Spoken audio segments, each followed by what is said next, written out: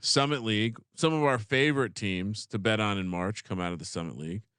The Jackrabbits certainly we've put some hard earned cash behind as a 12-13 seed. I feel like in the past.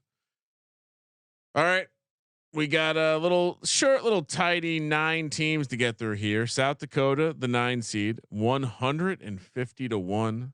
Oh my God! The 8-9 seeds will play an additional game. Keep that in mind. The 8 seed Oral Roberts is 35 to 1. Now South Dakota 9 seed 150 to 1. Oral Roberts 8 seed 35 to 1. The spread in the game is only 3.5. That's crazy. Just worth calling that out. Denver 7 seed 14 to 1. North Dakota State, the Bison the 5 seed 13 to 1. Omaha 6 seed 10 to 1. North Dakota the 3 seed plus 850.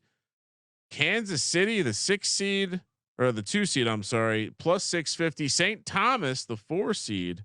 They got a nice hockey program, if I'm not mistaken, plus 290. And South Dakota State, the 1 seed, probably the only place I could look in this one at plus 155. Colby, are you digging down the board, or are you just going to take the chalk with me? No, don't take the chalk. Oh boy, because they play St. Thomas in the second round, and that's a terrible draw for South Dakota State. St. Thomas is good. Yeah, St. Thomas is really good, really in all of their athletics. Their football program's good too. The Tommies, they lost by 5 to South Dakota State in Brookings, and then they lost by 1 the other game. That's a bad draw, man. St. Thomas is a very good basketball program. I think that's a really dangerous game for South Dakota State. It's unfortunate because they were the best team in the regular season. So you're thinking St. Thomas is going to be on the south side of that bracket, but it was all close. They ended up losing the game, and now they get the Tommies. And I would even say they're probably going to get Oral Roberts. So you're going to get Oral Roberts and the Tommies. I think that's a shitty hand to be dealt if you're a South Dakota State fan. On the other side of it, look at those. I know North Dakota's been a darling all year, but look at those Kangaroos hopping around because they have been kicking ass lately. They have won 6 straight, 8 of their last 10. And to me, you want to jump on them because they've they beat South Dakota State by 5. So if they play South Dakota State, they have experience beating them. Just the fact that they don't play the Tommies, like they play North Dakota, who's a little dinged up. The south side of that bracket, I know I've said this 3 straight times, but it's really easier than the north side of it.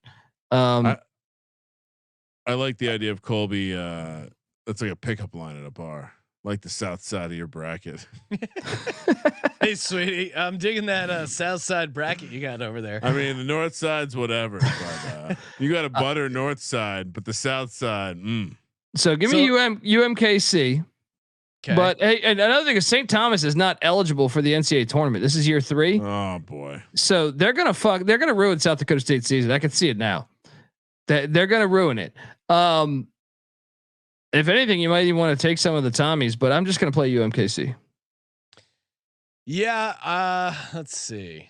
Do I also, I really like North Dakota. I know you mentioned they're a little banged up, but one, not North Dakota State. We're known pussies. Carson Wentz and Trey Lance came from. 2, North Dakota top 4 offense and defense, and they won't have to play South Dakota State until the final. I'm with you on liking the south side of the bracket, but I don't know, man. I kind of like.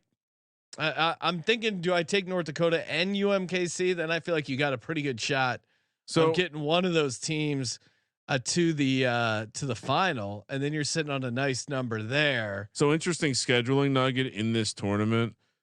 Friday night, the 8-9 teams play, and then Saturday they turn around. The first game is the 1 seed versus the 8-9. So in that case, they essentially give the 8-9 seed less than 24 hours to turn around and play a second game.